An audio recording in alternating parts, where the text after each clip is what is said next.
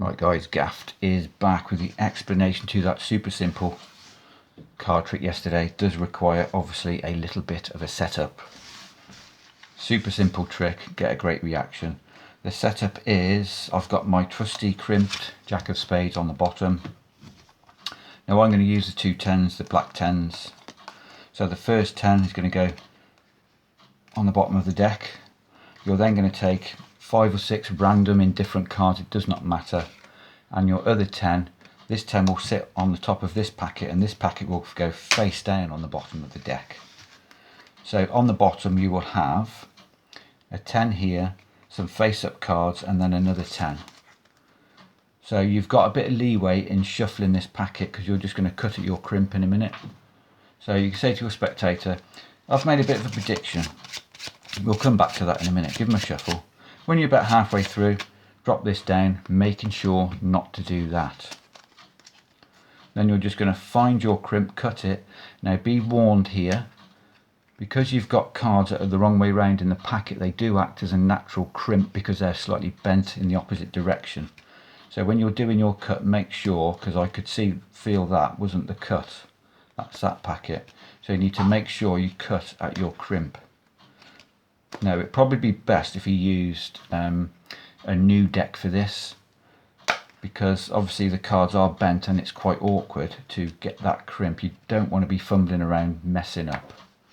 So just get yourself a decent new pack of cards if you like, or just start the trick in this position, and maybe you could do a shuffle like this, couldn't you?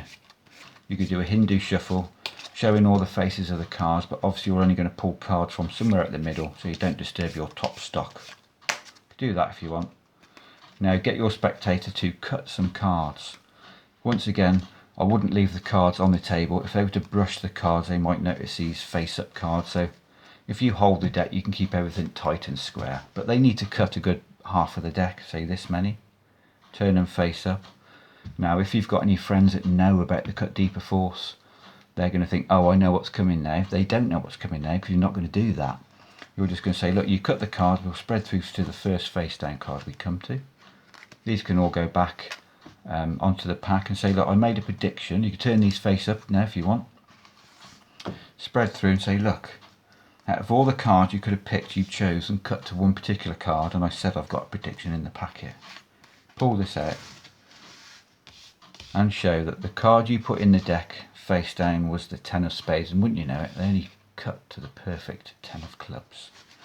So that is the trick, guys. So yeah,